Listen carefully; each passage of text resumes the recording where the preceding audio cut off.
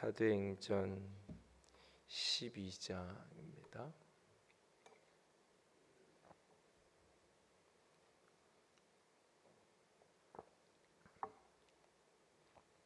사도행전 12장 20절입니다. 사도행전 12장 20절에서 25절까지 20절에서 25절 말씀까지 다 함께 읽겠습니다. 헤롯이 두로와 시돈 사람들을 대단히 노여워하니 그들의 지방이 왕국에서 나는 양식을 먹는 까닭에 한 마음으로 그에게 나와 왕의 침수 맡은 시나 블라스도를 설득하여 화목하기를 청한지라. 헤롯이 나를 택하여 왕복을 입고 단상에 앉아 백성에게 연설하니 백성들이 크게 부르되 이것은 신의 소리요 사람의 소리가 아니라 하거늘 헤롯이 영광을 하나님께 돌리지 아니하므로 자가 곧 친히 벌레에게 먹혀 죽으니라. 하나님의 말씀을 흥망하여 더하더라. 바나바와 사울이 부조하는 일을 마치고 마가라 하는 요한을 데리고 예루살렘에서 돌아오니라. 아멘. 오늘도 예배죠. 이 말씀 나누기 전에 예멘 땅을 위해서 잠깐 기도했는데요. 우리가 때로는 그런 기도를 할 때 과연 이런 기도가 어떤 의미가 있나라고 하는 그런 것들을 느낄 때가 있습니다. 요즘에 전쟁에 대한 이야기가 심심치 않게 계속 나오고 있는데 어쩌면 세계의 다른 나라들의 어떤 예배의 처소에서 이렇게 열방을 위한 기도를 한다면 아마 심심치 않게 오늘 이 남북한 한국의 이야기가 기도 제목으로 올려지고 아마 전 세계의 많은 성도들이 기도하는 제목 가운데 하나가 분명 되어 있을 겁니다. 지난주에 한 집사님이 그런 얘기를 하세요. 본인이 이렇게 아는 가까이 이렇게 교제하는 가까운 분들 중에 육군 이제 영관 장교 정도 되는 육군 중령 대령 말은 영관 장교들이 몇 분 있는데 만나서 이렇게 물었더니 전쟁이 나겠냐고 물었더니 전쟁이 진짜 나겠냐 그러면서 이렇게 조금은 이렇게 그럴 리가 없다 하는 식의 이야기를 했다고 하는데요.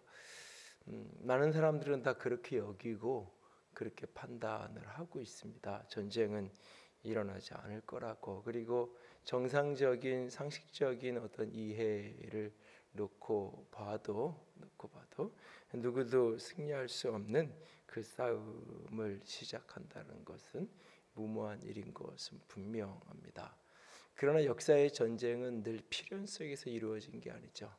역사 속에서 일어났던 수많은 전쟁들은 늘 우연 속에서 작은 실수 속에서 작은 사고와 착각 속에서 사실은 전쟁이 일어나고 한 나라가 망하게 되고 흥하게도 되는 역사를 보게 됩니다.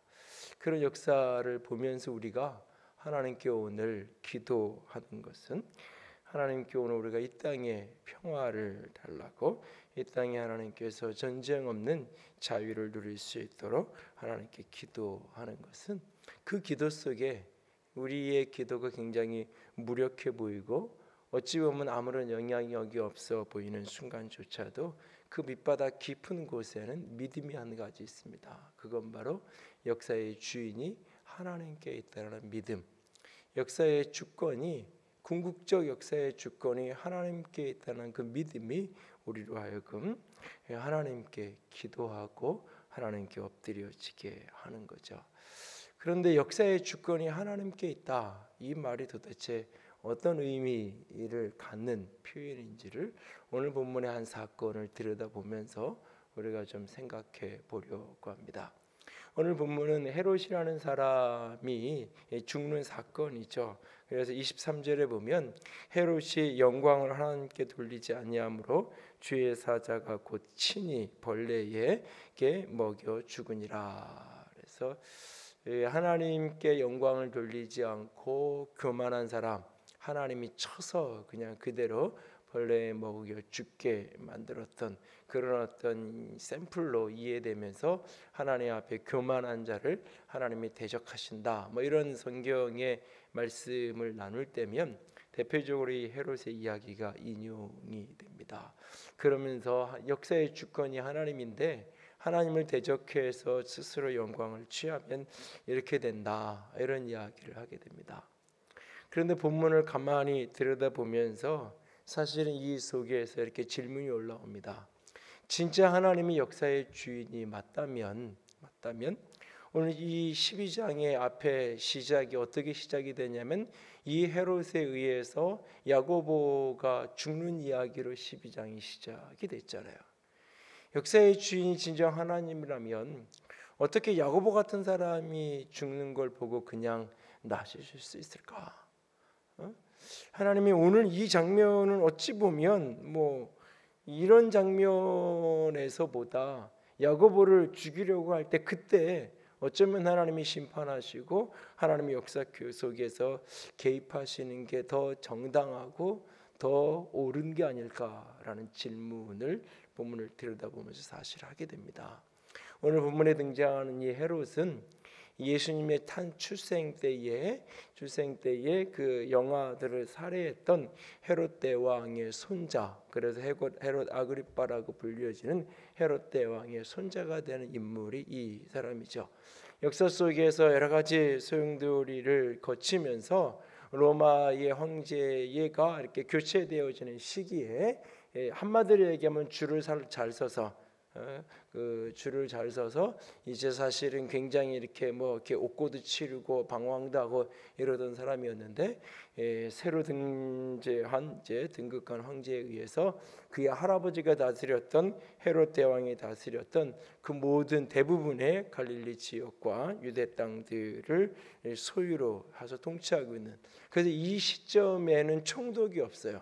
총독이 예수님 시대 예수님이 십자가 죽는 장면을 보면 헤롯도 있고 거기에 보면 이제 이 빌라도라는 총독이 있잖아요. 근데 이 시점에는 이제 로마에서 더 이상 총독을 파견하지 않고 이렇게 거둬들였어요. 헤롯에게 모든 것을 완전히 위임해서 헤롯 아그리빠에게 통치하게 하는 그런 시대를 흘러가고 있습니다. 그런데 그가 그렇게 이 야고보를 죽이고 유대적인 어떤 배경, 유대인들의 적극적인 지지를 얻기 위한 방법으로 유대인들이 대적하고 싫어하는 교회를 핍박하는 방식을 선택하고 있고, 그래서 야고보를 죽게 만드는 그런 일에 앞장서게 됐죠. 그리고 그 과정 속에서 이제 지난주에 나눴던 것처럼 베드로를 죽이기 위해서 감옥에 가서 가둬놨고, 그런데 하나님이 극적으로 하나님의 천사를 통해서 베드로를 그렇게 풀어내셨어요. 사실은 헤롯이 있는 헤롯의 왕궁하고 예루살렘에 있는 헤롯 왕궁하고 이 나중에 베드로가 가서 이 사람들이 기도하고 있는 곳을 이렇게 둘러가서 이렇게 이야기하고 그랬던 마가의 다락방이라고 불려지는 그 요한 마가의 그 집이 있는 그곳하고는 걸어서 5분 거리에 사실 그 먼 거리에 있는 어떤 곳이 아니에요. 그러니까 이제 언제 잡혀갈지 모르니까 베드로가 사람들에게 큰 소리 내지 말라 그러고 자초지종만 얼른 이야기해주고 그들은 계속 기도하고 있고 베드로는 다른 곳으로 피시인을 하고 도망을 가잖아요. 그리고 나서 다음 날 베드로를 수색하기 위해서 온 군대를 풀어놓고 베드로를 찾는데 찾을 수 없는 상황이 벌어지는 겁니다. 그러자 이제 이 헤롯이 화가 나서 그 베드로를 지키던 그 간수들을 다 그냥 목 베어서 죽여버리는, 그 사람들을 다 신문하고 다 학살해 죽여버리는 일입니다. 그리고 화가 나서 예루살렘에 있지 않고 그 당시에 그가 만들어놓은 행정수도로 건설해 놓았던 가이사랴, 그래서 이 지중해 연안에, 그래서 이제 사실은 이게 헤롯 대왕이 이 행정수소로 만들어 놓은 그런 어떤 곳인데, 이 유대 지역에서 유일하게 이방으로 유럽 쪽으로 이렇게 나갈 수 있는 항구가 있는, 그래서 그곳에서 이제 앞에서 11장에 나오는 고넬료도 거기에 와 있던, 그 가이사랴에 머물러 있던 그곳에 있는 왕궁으로 헤롯이 이제 행정 수도에 있는 또 다른 왕궁으로 내려가게 됩니다.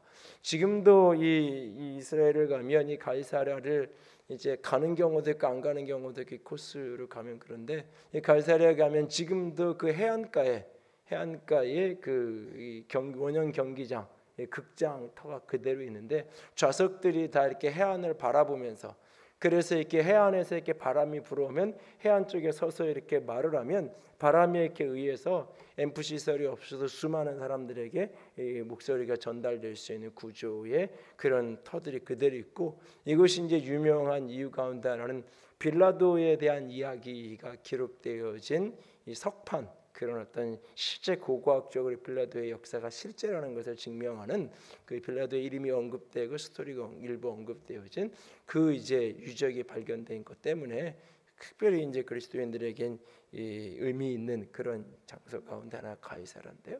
그곳에 내려가 있는 거예요. 그래서 화가 나서 이렇게 씩씩거리고 있는 상황이에요. 그럴 때에 이제 이 화날 때 잘못 걸리면 안 되잖아요. 그 애가 좀 물 엎어도 어느 날은 그냥 뭐 가서 다 닦고 뭐 그럴 수도 있지. 그러다가도 이 오늘 화가 잔뜩 나 있으면 이제 걔한테 화풀이를 너 잘 걸렸다, 잘 걸렸다고 말은 안 하다 든 걔는 이제 이제 잡혀가지고 혼나게 되잖아요. 그런 것처럼 이 헤롯이 지금 이게 기분이 안 좋고 그런 상태에 걸리는 거예요. 누가 걸렸냐면 두로와 시돈 사람들이 걸렸어요. 그래서 그 사람들에게 화가 엄청 지금 나 있는 거예요. 그래서 이제 두로와 시돈 사람들이 어떻게든 헤롯과의 관계를 다시 회복을 하기를 원하는 겁니다. 왜냐하면 두로와 시돈 사람들은 이 헤롯이 다스리는 유대 땅에 있는 곡물을 통해서 이 어떤 요즘식으로 얘기하면 원조를 받고 있는 거예요. 중국의 원유와 이 식량 원조에서 북한이 유지되는 것처럼 그런 위치에 있는 게 두로와 시돈 사람들이에요. 그런데 지금 헤롯과 적대적인 상태가 되고 아주 헤롯에게 찍힌 상황이 되니까 어떻게든 이걸 수습하기 위해서 애를 써요. 그래서 선택한 방법 중에 하나가 헤롯의 왕궁의 침소를 맡은 신하 블라스도라고 하는 사람, 요즘식으로 이야기하면 청와대 부속실장 뭐 같은 총무비서관 뭐 이런 사람에게 이제 연을 대가지고 좀 이렇게 저 화해할 수 있는 길을 좀 이렇게 만들어 달라고 그런 식으로 연결한 거예요. 그리고는 이제 그 백성들이 와서 이제 잘 지내자고 이렇게 화친을 요구하고 막 이렇게 뭔가 갖다 바치고 막 이런 분위기에 이 요세푸스의 이 유대 역사가의 유대 역사기의 기록에 보면 그가 이날 이렇게 아주 은색의 왕복, 화려한 왕복을 입고 그가 청중들 앞에, 백성들 앞에 나아가는 거예요.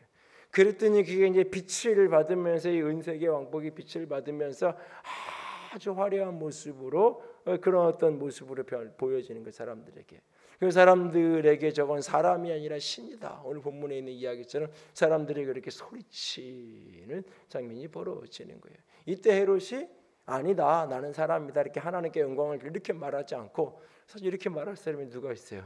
대통령에게 박수를 막 쳐도 아니라고, 내가 칭찬받을 일 아니고 하나님만이 주인이라고, 뭐 그런 세상의 왕이 사실 어디 있겠어요? 어쨌든 근데 이 헤롯이 그렇게 하지 않아요. 그래서 이 요세푸스의 역사 기록에 보면 그가 복통이 원인 불명의 복통으로 닷새를 앓다가 닷새 만에 그가 바로 그냥 그대로 죽게 되어지는, 그러면서 이제 그의 사후 그의 이제 아직 미성년인 17살밖에 안 되는 그 아들이 있었기 때문에 거기에 이제 이 상속이 왕권이 물려지지 않고, 그러면서 이제 이 헤롯 왕가가 이렇게 급속히 이제 이 가세가 기울어지는 그런 모습으로 이제 역사가 전개가 되게 되는 건데요. 이렇게 헤롯이 죽은 이 사건을 가리켜서 하나님께 영광을 돌리지 않은 것 때문에 하나님이 사자를 보내서 천사를 보내서 그를 쳐서 그를 그렇게 죽게 한 거다라고 성경이 기록하고 있고, 이것은 일반 역사에 그가 복통에 의해서 닷새 만에 그렇게 대중 연설 중에 갑자기 쓰러져서 그렇게 닷새 만에 죽은 걸로 그렇게 일반 역사에 기록이 언급되어 있어요. 그 세상에 기록된 그 역사를 성경은 하나님의 관점으로 해석을 해서 하나님께 영광을 돌리지 않은 것 때문에 하나님의 사자가 천사가 쳐서 그렇게 죽었다라고 이야기를 하고 있어요. 이 장면을 이렇게 보면 하나님이 역사의 주인이 맞는 것 같아요. 그러면서도 동시에 하나님의 역사의 주인이라면 왜 이 시점에 이렇게 하셨을까? 더 앞에 할 수는 없었을까? 아니면 꼭 이 시점이어야 되는가? 진짜 하나님 역사의 주인이라면 헤롯 같은 사람은 그냥 왕이 안 되게 하면, 쫓아내는 게 문제가 아니라 왕이 안 되게 했으면 더 좋지 않았을까? 뭐 제가 이렇게 한국 사회가 막 이렇게 혼돈하고 그럴 때도 이 박근혜 대통령 이런 이야기 제가 하면서 한번 그 모든 하나하나들이 다 하나님께서 이렇게 역사하지 않았다면 지금 같은 일이 벌어지지 않았을 거다, 이런 얘기를 했는데, 되돌아보면 하나님이 그렇게 힘들게 모든 거 맞출 거면 5년 전에 대통령 안 되게 했으면 되는 거 아니에요. 쉬운 얘기로 하나님이 역사의 주인이라는 의미가 도대체 어떤 의미인가? 이건 하나님이 꼭두각시의 조종사가 되는 게 아니에요. 하나님의 역사의 주인이라는 의미는 우리는 꼭두각시 인형이 돼서 그냥 위에서 이렇게 하나님이 마음껏 이렇게 올리고 내리고 하면 그냥 이렇게 손이 올라가고 발이 올라가고, 그냥 뒤에서 누군가가 소리를 내면 그냥 인형은 그냥 입만 뻐긋뻐긋하고 소리는 뒤에 있는 성우들이, 배우들이 이렇게 내는 것처럼, 하나님의 역사의 주인이고 우리의 삶의 주인이라는 의미는 우리는 그냥 인생 속에서 꼭두각시가 돼서 우리의 선택이나 생각이나 판단이나 이게 아무런 의미가 없는 그냥 꼭두각시처럼 그냥 그렇게 인생이 흘러가는 것, 결코 그런 게 아니에요. 그것을 운명론이라고 이야기하고 그것을 팔자론이라고 이야기한다면 결코 하나님이 우리의 인생의 주권자 되신다는 것, 역사의 주인이 되신다라고 하는 사실은 하나님이 모든 것을 그렇게 꼭두각시 인형을 움직이는 것처럼 팔자 운명 속에서 하나님이 이끌고 가는 게 아니에요. 하나님의 디자인 속에, 계획 속에 누구는 이번에 대학이 떨어지게 돼 있고, 오늘 아이들 이렇게 수능 모의고사 봤는데 지난 모의고사 작년 수능만큼 어려웠다 그러는데, 누구는 모의고사가 이번에 모의고사 문제가 이렇게 어렵게 나는 거 하나님이 이미 스케줄이 계획에 짜 있어가지고 이번에 다 이렇게 수능 모의고사 점수 이렇게 출제 연작 들어갔을 때 하나님이 그들을 각 사람에게 이 정도 수준의 문제를 내야 된다 이렇게 해가지고 한 게 아니란 말이죠. 그렇게 꼭두각시로 하는 게 아니에요. 많은 그리스도인들이 하나님이 주권이다, 하나님이 왕이시다, 하나님 모든 것 할 수 있는데 왜 이거 안 해주세요? 그 배경 속에 하나님이 주권자라는 고백을 잡고 꼭두각시 인형놀이 하는 것처럼, 우리는 꼭두각시 인형이고 하나님이 그것을 놀이하고 놀고 계신 분으로 자꾸 그렇게 하나님의 주권이라는 개념을 오해하는 경우가 있어요. 하나님이 우리의 인생의 주권자가 되시고 역사의 주인자가 되신다는 사실을 꼭두각시 인형 노릇하는 분이 아니에요.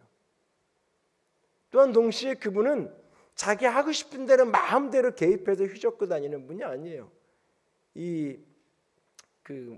현실에서는 경험하지 못했는데 영화나 이런 데 보면 굉장히 폭군과 같은 그런 어떤 사장이나 군대에 이렇게 지휘관 이런 사람들 있잖아요. 그래서 같이 이렇게 축구하면 그 사람이 이렇게 오면 다 그 앞으로 이렇게 갖다 줘야 되잖아요, 볼을. 자, 이렇게 하죠. 그래서 내가 분명히 차면 슛을 한번 넣을 수 있는 상황인데도 하면 안 되잖아요.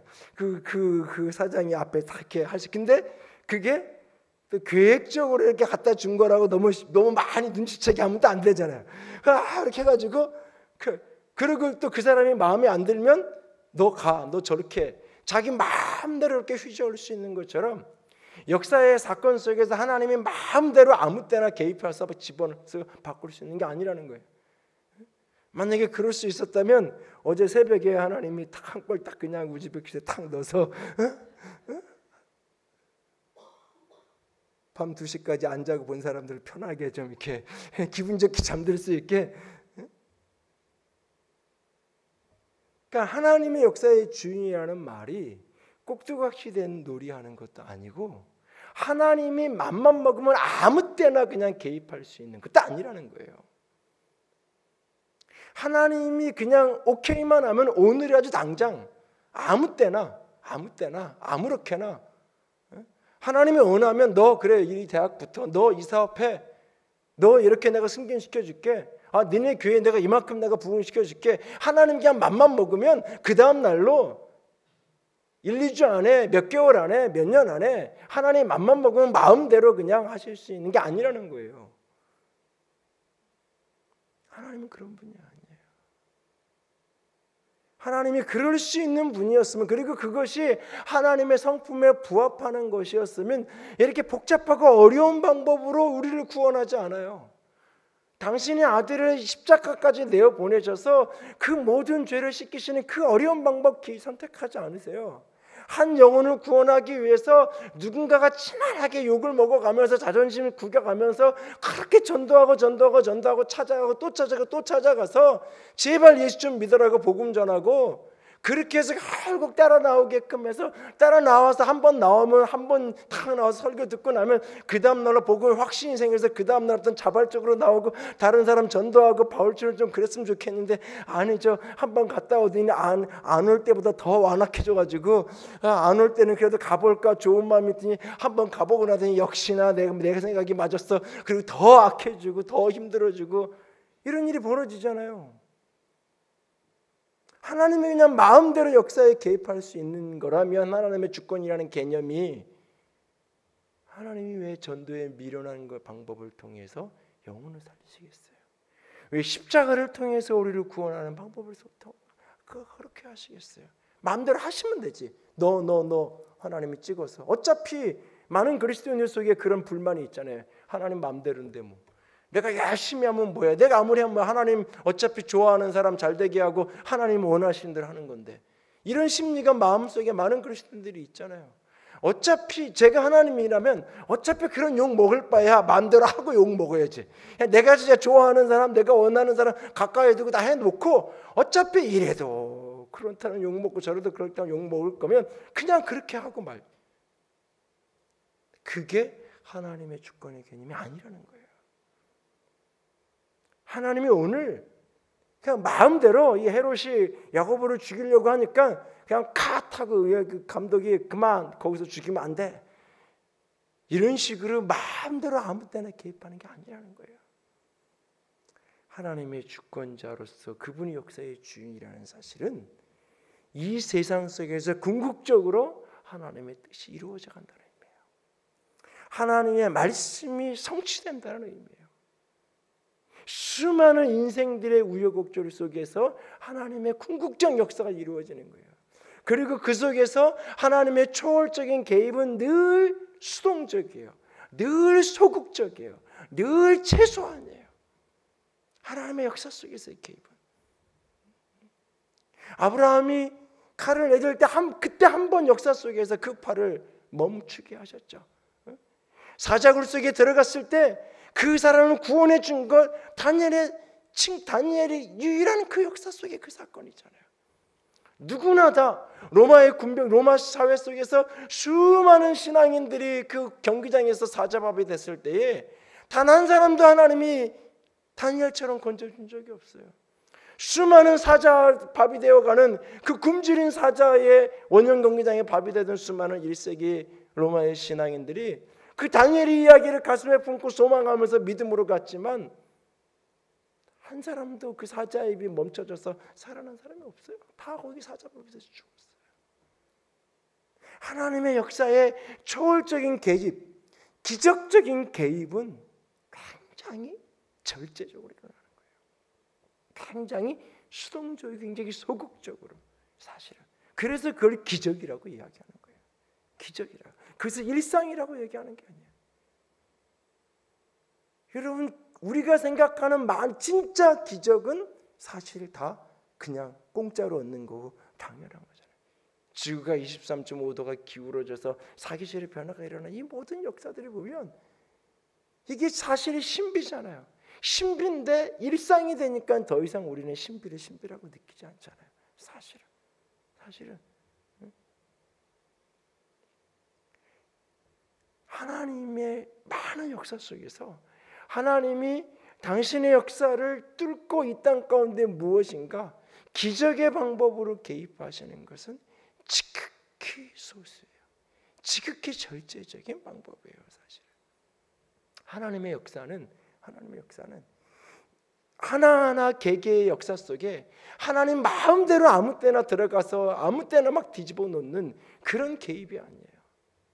그 모든 인간의 선택, 인간의 판단, 심지어는 사단의 역사까지도 하나님의 그 크신 섭리의 은총 속에서 궁극적으로 그 속에서 하나님의 역사가, 하나님의 뜻이, 하나님의 말씀이 성취되어지게끔, 오늘 이 모든 소용돌이 속에서 헤롯이 그렇게 죽었다는데 역사에 초점이 있는 게 아니에요. 오늘 성경이 말하고 싶은 핵심이 있는 게 아니에요.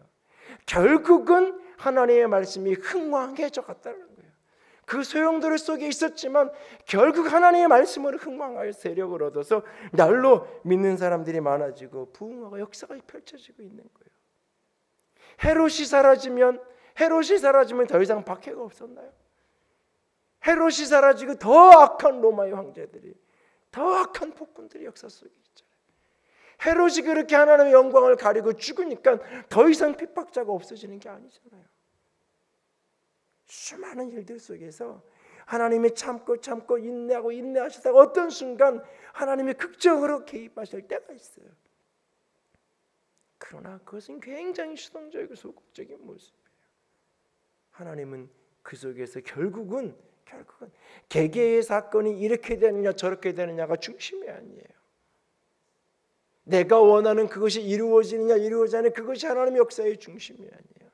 결국 그 속에서 하나님의 말씀이, 하나님의 약속이 성취되고 이루어져가는, 결국 한 영혼이 구원받고, 결국 믿음 안에서 한 영혼이 결실하고 한 영혼의 주께로 돌아올 수 있다면 그것이 가장 중요한 하나님의 뜻이고 가장 중요한 하나님의 선이에요. 오늘의 역사의 소용돌이 속에서, 이 엄청난 소용돌이가 흘러가는 이 흐름 속에서 이 12장의 결론은 말씀이 흥왕하여 더하여졌다. 하나님의 말씀은 흥왕하여 더하여졌다. 더 충만해져 갔다라고 이야기하고 있어요. 오늘 이 모습 속에서 오늘도 하나님께서 역사의 주권자가 되셔서 우리를 인도하세요. 그 인도하시는 믿는 사람은 오늘 하나님의 말씀을 붙들고 하나님의 말씀의 가치대로 살아가는 거예요. 오늘은 그렇게 살아가는 거예요.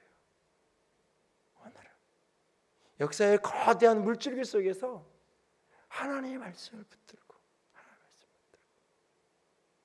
하나님의 약속을 붙들고 기도하고 하나님의 말씀과 약속을 붙들고 오늘을 살아가는 거예요.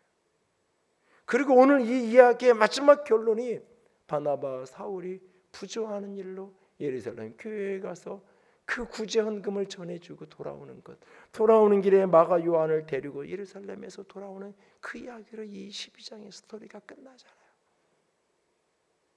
역사에 거대한 소용돌이 있지만 그 속에서 바나바와 사울은 하나님이 자신들에게 주신 말씀, 하나님의 선지자를 통해 자신들에게 명령하시고 교회가 자신들에게 위탁한 그 사명의 길을 묵묵히 걸어가고 있는 거예요. 헤롯에 의해서 수많은 역사의 소용돌이가 벌어지고 그런 현장 속에 살면서도 그는 여전히 그 길을 걸어가고 있는 거예요. 자신들에게 주어진 자신의 길, 하나님이 내게 말씀하시고 하나님이 내게 가라한 그 길을 걸어서 그렇게 오늘 그 자리에 서서 그들의 인생길을 걸어가고 있는 모습을 우리는 보게 돼요. 오늘 세상의 역사가 어떻게 흘러가든지 이 역사의 거대한 소용돌이 속에서 우리는 내 몫의 짐을 지고 가는 거예요. 내 기도가 역사를 바꿀 수도 있고 바꾸지 않을 수도 있어요. 전쟁을 막을 수도 있고 그렇지 않을 수도 있어요. 그러나 하나님이 내게 오늘 기도를 요구하실 때, 나라를 붙들고 역사를 붙들고 기도하기를 원하실 때 나는 그저 기도의 자리에 엎드려서 기도의 책임을, 기도의 몫을 감당하는 거예요. 그것을 하나님이 어떻게 사용하실지는 우리의 주권이 있는 게 아니에요. 우리의 주권이 있는 게 아니에요. 우리의 몫을 감당해 가는 거예요. 오늘도 하나님의 말씀 앞에 엎드려져서 그 말씀이 내게 요구하고 그 말씀이 내게 도전하는 것을 묵묵히 그 길을 걸어가는 거예요. 내가 선 자리에서, 그 자리 그 위치에서 한 영혼을 살리고 한 영혼을 구원하고, 이런 시대 속에서도 어떻게 처신하고 어떻게 행동하고 어떻게 판단하고 어떤 자리에 서는 것이 믿음의 사람의 모습이고 하나님의 말씀을 붙들고 하나님을 아는 사람의 모습인지를 고민하고 그 말씀의 길을 오늘도 그렇게 걸어가는 거예요. 그래서 우리 개인 속에, 우리들의 삶 속에, 우리들의 인생 속에 하나님의 말씀이 흥왕하여져 갈 때에 그 말씀이 성취되고 말씀이 이루어지고 말씀이 역사하는 그 모습 속에서 궁극적으로 하나님의 주권이, 하나님의 역사가, 또 다른 표현으로 바꾸면 하나님의 나라가 이 땅 가운데 성취되어져 가는 거예요. 그것이 하나님의 역사예요. 우리는 끊임없이 어떤 개인 하나의 사건, 하나의 일들이 내가 원하는 대로 이루어졌냐 이루어지지 않느냐의 관점 속에서 모든 손길, 역사를 다 해석하려고 그러고, 심지어는 하나님도 그 내가 했던 몇 가지의 경험으로 자꾸 하나님을 해석하려고 해요. 그러니까 끊임없이 믿음이 요동하는 거예요. 현실이 조금 풀리면 믿음이 좋아졌다가 현실이 좀 막히면 믿음이 다 곤두박혀지고, 상황에 따라서 모든 믿음이 요동하는 거예요. 그러나 진정한 믿음은 상황에 상관없이 하나님의 말씀을 붙들고 걸어가는 거예요. 말씀 가운데 일하시게 역사하시는 성령의 내적 음성을 들으면서 그 인도하심 속에 머물러서 내가 서 있어야 될 자리에 내 몫의 십자가를 지고 내 몫의 부르심을 따라 내 몫의 십자가에 지고 걸어가는 사람들, 그들을 통해서 하나님의 역사는 펼쳐져 갈 것입니다. 오늘도 이 나라의 많은 이야기들이 들려옵니다. 우리 안에, 이 안에 있는 사람들만 평안하고 자유하고, 이 안에 있는 사람들만 네가 잘났네 내가 잘났네 싸우고 있어요. 저 나라 밖에 있는 사람들은 참 불안한 눈빛으로 이 나라를 바라보고 풍정증화에 있는 모습으로 그렇게 사실은 여기고 있는 모습들의 이야기들이 오히려 나라 바깥에서 보는 사람들의 글과 이야기를 보면 흘러나오고 있는 시대 속에 살아가고 있어요. 어떻게 역사가 전개되는지, 사람들은 다 전쟁은 없을 거라고 말하지만 진짜 그럴는지 그렇지 않을는지 우리는 알 수 없어요. 그 속에서 불안하고 두려워하고 또는 무감각하고 무심한 자가 아니라 오늘 이 시대 속에서 하나님이 내게 말씀하시는 것이 무엇인지, 우리 각자에게 주시는 메시지는 무엇인지를 끊임없이 말씀 앞에서 씨름하고 묻고 내 몫에 서 있어야 될 자리에 머물러 있기를 원합니다. 특별히 조국과 열방을 위한 기도의 자리에 머물러 있기를 원합니다. 하나님의 선하신 손길이 어떻게 일하실는지 우리는 알 수 없지만 하나님의 선하심을 기대하며 엎드려지기 원합니다. 오늘도 말씀을 붙들고 한 영혼이 돌아오고 한 영혼이 구원받고 한 영혼이 살아나는 일을 위해서 내 선 자리에서 오늘도 헌신하면서 걸어갈 수 있는 저와 여러분이 되어질 수 있기를 주님의 이름으로 부탁을 드립니다. 함께 찬양할까요?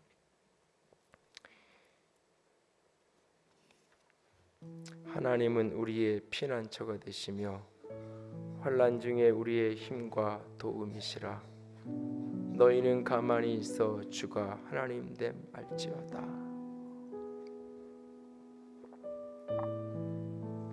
함께 고백하면서 찬양하기 원합니다.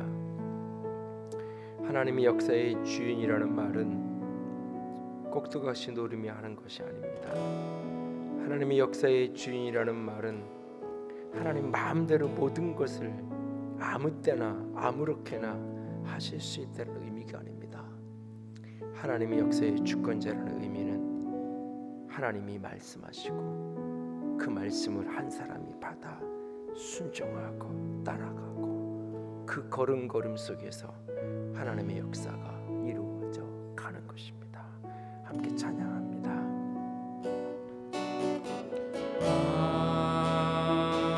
하나님은 우리의 피난처가 되시며 환난 중에 우리의 힘과 도움이시라. 하나님은 우리의 피난처가 하나님은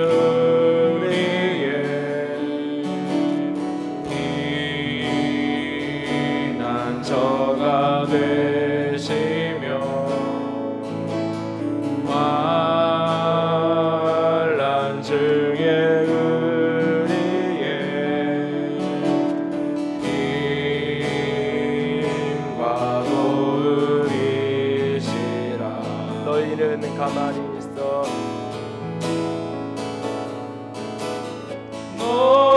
너희는 가만히 있어. 주가 하나님 되말지어다. 열방과 세계 가운데 주가 높임을 받으리라. 사랑합니다 내 아버지. 사랑합니다 내 아버지. 찬양합니다 내 온 마음 다하여. 선포합니다 예수 그리스도. 주님 오심을 기다리며. 이 시간 함께 기도합니다. 하나님의 말씀은 흥왕하여 더하더라. 오늘도 내 삶 가운데 우리 가운데 하나님의 말씀이 이루어지고 하나님의 말씀이 흥왕하여져 가는 것, 하나님의 약속이 성취되어지는 그 성취의 통로로 말씀에 순종하는 믿음의 사람들의 여정, 그 이 모든 일들을 통하여 하나님의 역사는 주권은 이 땅 가운데 성취되어져 갈 것입니다. 하나님의 하나님 되심을 믿습니다. 주님이 주권자 되심을 믿습니다. 주의 말씀에 온전히 붙들려 걸어가게 하시옵소서. 같이 기도합니다. 사랑의 하나님, 영광의 하나님, 주님만을 찬양합니다. 아버지의 영광과 아버지의 사랑과 아버지의 생명만을 온전히 붙들고 넣어가기를 원합니다. 아버지 빛으로 생명으로 사랑으로 아버지 거룩한 아름다움으로 거룩한 빛으로 거룩한 소망으로 예수님 아버지의 영광으로 아버지의 은총으로 아버지의 영광으로 은혜로 가득 기름 부어 주시옵소서. 가득 소망하게 하시옵소서. 가득 찬양하게 하시옵소서. 가득 영광 되게 하시옵소서. 아버지의 사랑 앞에 설 수 있게 원합니다. 아버지 생명 앞에 설 수 있기를 원합니다. 아버지 은혜 앞에 서서 믿음의 길을 걸어가기 원합니다. 영광의 주님 생명의 주님 우리 주님 주의 소망하심과 주의 사랑하심과 주의 생명 되심과 주의 아름다운 가운데 믿음으로 걸어갈 수 있도록 예수님 당신의 역사의 주인 되심을 믿습니다. 주의 말씀이 우리 안에 성취되어지고 주의 말씀이 이루는 통로가 되어지기를 원합니다. 아버지 우리를 도와주시옵소서. 사용하여 주시옵소서.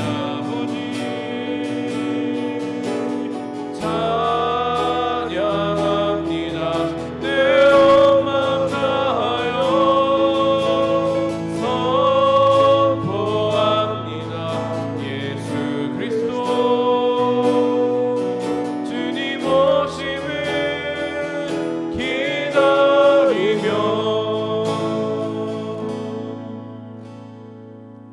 주님 사랑합니다. 주님이 오늘도 역사의 주인이심을 믿습니다. 한 사람 한 사람에게 주께서 말씀하시고 그 말씀에 순종하는 사람들을 통하여서 하나님의 역사에 개입하시고 역사를 다스리고 역사를 움직여 가심을 믿습니다.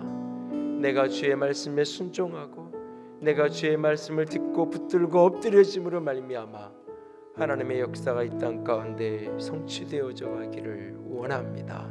하나님 우리를 사용하여 주시옵소서. 주의 생명과 주의 역사가 우리 가운데 가득하게 하여 주시옵소서. 주님 찬양합니다. 주의 이름으로 축복합니다. 우리 주님 예수님 이름으로 기도드렸습니다. 아멘. 이제는 우리 주 예수 그리스도의 은혜와 하나님 아버지의 놀라우신 사랑하심과 성령 하나님의 교통하시며 기름 부으시는 그 은혜가 오늘도 주의 말씀 붙들고 살아가기로 작정하는 모든 이들 위해 이제로부터 영원토록 함께 있을지어다. 아멘.